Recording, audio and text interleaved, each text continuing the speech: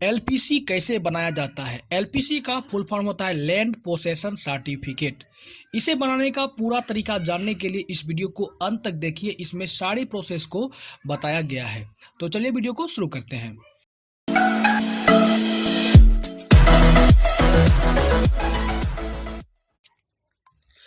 सबसे पहले हमें यह जानना होगा कि एलपीसी होता क्या है और इसकी आवश्यकता कब पड़ती है। तो एलपीसी जमीन संबंधित दस्तावेज होता है जिससे मालिकाना हक का पता चलता है, किस व्यक्ति के नाम पर कितना जमीन है या पुश्तैनी जमीन में उसका कितना हिस्सा है को प्रदर्शित करता है। एलपीसी की आवश्यकता।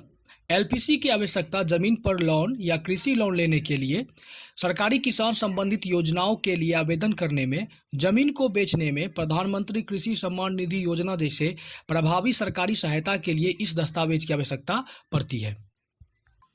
चलिए तो अब जानते हैं कि एलपीसी के लिए आवेदन करते समय हमें किन कागजातों की आवश्यकता होती है। जो डॉक्यूमेंट्स रिक्वायरमेंट है वो कुछ इस प्रकार से है। तो सबसे पहले तो एलपीसी फॉर्म की आवश्यकता पड़ती है आपको। फिर आपके पास करंट ज़मीन की रसीद होनी चाहिए और आपके पास वंशावली भी होनी चाहिए, और अपने पहचान के लिए आधार कार्ड या वोटर ID कार्ड भी आप रख सकते हैं। वंशावली सबमिट करने के लिए कुछ कंडीशंस इस प्रकार से हैं कि वंशावली तब लगेगा जब ज़मीन आपके खुद के नाम पर रजिस्टर्ड ना होकर आपके माता पिता या दादा दादी के नाम पर हो। तो अब जानिए कि अप्लाइंग प्रोसेस क्या होता है। तो एलपीसी फॉर्म को भरकर सभी जरूरी कागजातों को लगाकर अपने प्रखंड के आरटीपीएस काउंटर पर जमा करना होता है, जहां आपको एक रिसीविंग कॉपी आवेदन संख्या के साथ दिया जाता है।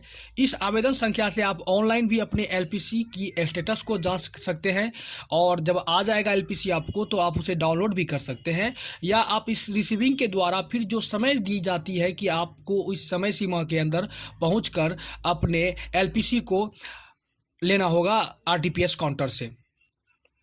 जब आप सारे डॉक्यूमेंट्स को सबमिट कर देते हैं तो उसके बाद की फुल प्रोसेस कुछ इस प्रकार से है। अब आपके सारे कागजात प्रखंड के तहसीलदार के पास जाएंगे, जहां यह वेरीफाई किया जाएगा कि आपके नाम पर कितना ज़मीन है और आप सही व्यक्ति हैं या नहीं है। या तहसीलदार से वेरीफाई हो आपका कागजात CI के पास जाएगा, वे इसे वेरीफाई कर CO को देंगे। CO साहब आपके कागज को पूर्ण रूप से सत्यापित कर देंगे। इस प्रक्रिया में 10 से 15 दिन लग जाते हैं। आप अपने आवेदन की रिसीविंग से ऑनलाइन और ऑफलाइन अपना एलपीसी प्राप्त कर सकते हैं। तो कुछ इस प्रकार से है एलपीसी बनाने का पूरा प्रोसेस। अगर आपको यह प्रोसेस समझ में आया हो और यह वीडियो आपको अच्छी लगी हो तो लाइक करना बिल्कुल मत भूलिए, और इस चैनल पर अगर आप नए हैं तो इसे सब्सक्राइब कीजिए और इस वीडियो को अपने मित्रों तक, दोस्तों तक शेयर भी कीजिए व्हाट्सएप ग्रुप में। और अगर किसी भी प्रकार की क्वेरी हो, किसी भी प्रकार का क्वेश्चन हो तो आप मुझे कमेंट्स बॉक्स में कमेंट्स करके पूछ सकते हैं। आपका वीडियो देखने के लिए बहुत बहुत धन्यवाद।